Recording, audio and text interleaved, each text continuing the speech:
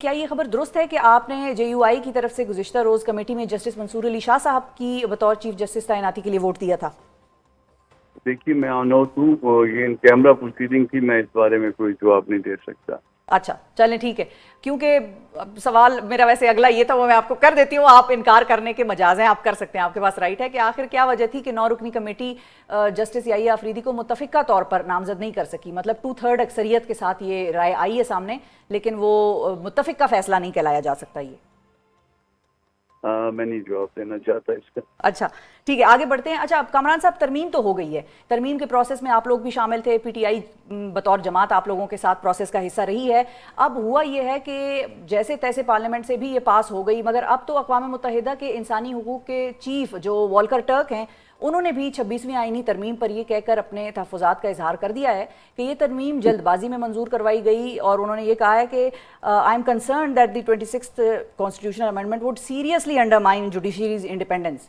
تو پھر جہاں پر ساری دنیا اس پر سوال اٹھا رہی ہو تو پھر ایسی ترمیم کا کیا فائدہ؟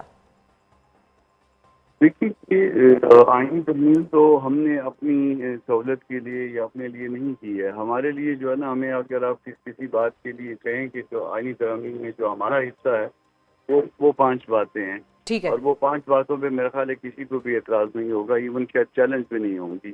تو ہماری باتیں تو ٹھیک ہیں۔ ہاں، ہم نے اس پہ ووٹ ضرور کیا ہے، اور ووٹ کرنے کی وجہ جو ہے نا وہ موجود تھی، اور پہلے ہم ان کو معاملات کو روکنے کی کوشش کرتے رہیں، کنسنسس پیدا کرنے کی کوشش کرتے رہیں، مگر بہرحال ہماری پارٹی کا اپنا منشور ہے۔ اگر ہمارا منشور کہیں پہ ایڈجسٹ ہو رہا ہے اور کہیں بارگیننگ کے نتیجے میں، کیونکہ یہ پارلیمانی جمہوریت ہے، بارگیننگ کے نتیجے میں ہم اپنی پارٹی کے پروگرام کو جو ہے ایڈجسٹ کر سکتے ہیں، تو پھر میرا خیال ہے یہ ایک بڑی ٹھیک ہے، کامیابی کے طور پہ لیا جائے گا۔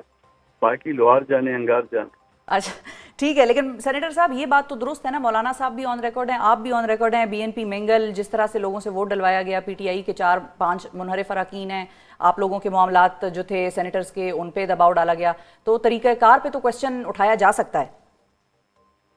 بہت سی چیزوں کے سوالات اٹھیں گے اور وہ پھر آنسر کرنے بھی پڑیں گے۔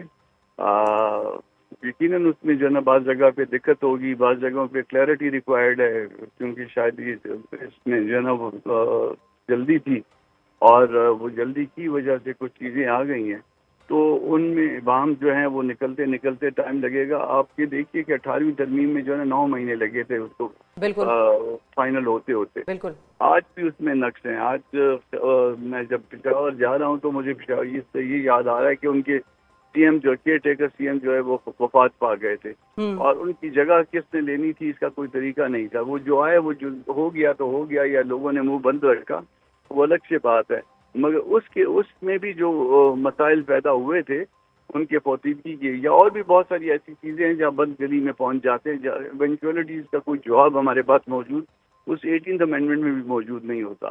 تو یہاں پہ بھی اس طرح کے مسائل آئیں گے، اور بہت زیادہ مسائل آئیں گے۔ ٹھیک ہے۔ اچھا قانونی ماہرین کے طور پر تو میں ظاہر ہے آپ سے پوچھوں گی بینچز کی تشکیل کے حوالے سے یا سپریم کورٹ کیا کیسز سنے گی، لیکن